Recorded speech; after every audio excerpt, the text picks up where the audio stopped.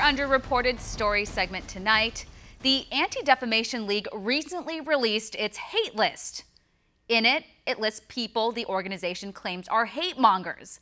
But some of those who were placed on this list are pushing back against these accusations, including Lucian Wintrich. According to Wintrich, the ADL's false accusations are making him a target of the left and the type of hate speech that the ADL claims they are against. With me now, White House correspondent for the Gateway Pundit, Lucian Wintrich. Lucian, it's great to see your face. Nice to see you, Stephanie. How are you? Doing well. So, Lucian, what was your reaction when the list came out and you realized you were in this category called alt-light? Well, you know, I think initially humor, followed by disgust. I mean, the reason I'm an American, my grandfather came over here fleeing Nazi-occupied Poland. While he was still in Poland, he ran the Polish underground and the Polish resistance. He effectively funneled thousands upon thousands of Jews out of Nazi-occupied Poland.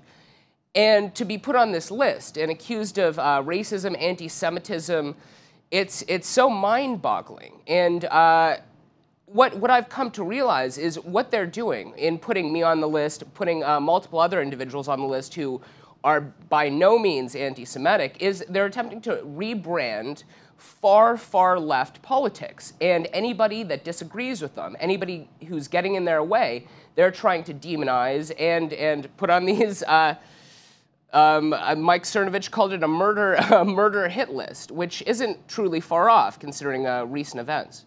Well, it isn't far off, and you've actually have been receiving more hate than usual.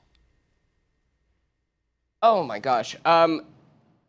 Right now, it's at least a half dozen a day. I'll get people saying, I did not know somebody so young could have so much hate in their minds and hearts. I hope you die a terrible death. And then each of them will tell me how they would hope that I'd die. And again, the joke is who out of all of us is truly hateful? Is it myself? Is it people on the right? Or is it these people on the left who are wishing for horrific deaths to befall us just based on our belief in small government? Yeah, it's terrifying that you're on this list. And like you pointed out, that there are other, I guess, conservative activists that have been put on this list. And I wouldn't say that they're alt-light or anti-Semitic or white supremacists.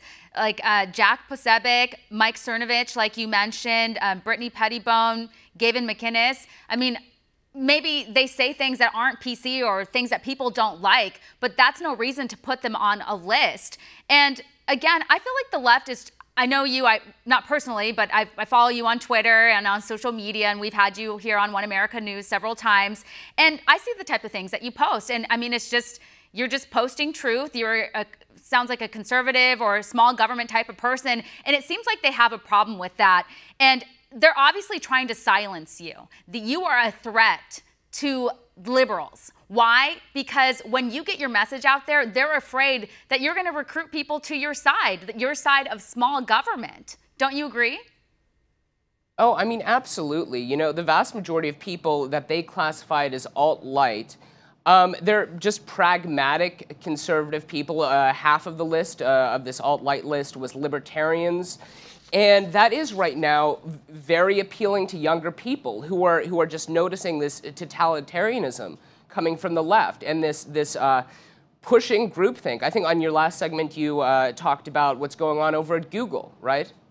Yes, I did. Did I hear that correctly? Okay, so yeah, I mean it's the exact same thing. And when these younger people are actually truly seeing the true sides of these things, how far the left has gone and how we on the right are just trying to bring this back and look out for individual freedoms and corporate freedoms and pushing small government. Obviously, younger people are attracted to our ideas, and that terrifies the left. And their reaction to that is to demonize us because they can't actually argue with us. And they made a nice little graphic for you on their website. At least they put up a good picture of you. That was nice of them. And they called you an author, filmmaker, conspiracy theorist, a radio host. And I'm going to skip through here. And they called you an unapologetic misogynist. And apparently according to them, you claimed that date rape doesn't exist. And so, I mean, they just went on I think that and was on. actually Cernovich. And, you know, they accused you of promoting Pizzagate. And, you know, I don't know where you stand on that. But, you know, for even the Pizzagate stuff, for people just to completely ignore that Podesta's emails were completely bizarre, by the way, I think that is irresponsible. They should have looked into those emails more and asked questions why Podesta was talking about his hot dog stand in Hawaii and, you know, all these things. I'm not saying that, you know, there's children involved or anything, but I did want to point out that those emails were really weird. Now, I mean, I'll also say, just take a look at Podesta's art collection and judge for yourself. There's some weird stuff going on there, too. Type in Google Podesta art. Yeah, it'll make your skin crawl. It made my skin crawl. And so I want to get to the big picture here. So these websites that, you know, claim to be going after hate mongers, they're doing exactly the opposite. Well, I do want to point out that they had the alt-right listed, and they had some people that probably should be on the list, like Richard Spencer. He has said some pretty disgusting stuff. He is a white supremacist, so okay, put him on the list, whatever. But when they put people like you and some of the other people that I mentioned on the list, again, this is I would argue that it's a murder list, and we've seen this, you know, play out in the past. We know that the Southern Poverty Law Center was at the center of you know, this controversy back in 2013 because some liberal whack job used their hit list to go attack people at the Family Research Center. He wanted to shoot and kill as many people from the Family Research Center as possible. Luckily, he didn't murder anyone, but he did shoot one of the security guards there, and we actually have tape of him admitting where he got the inspiration from. Roll tape. Now, how did you, this building, this organization, how did you find it early? Did you like look it up online, or how did you know about it?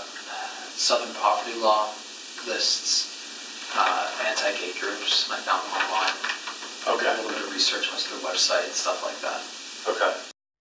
It's chilling. Now, of course, this hate list isn't going to inspire everyone to go out and murder conservatives or people that they don't agree with, but it is enough to push crazy people over the edge, and the left always uses this argument. Your final thoughts on it?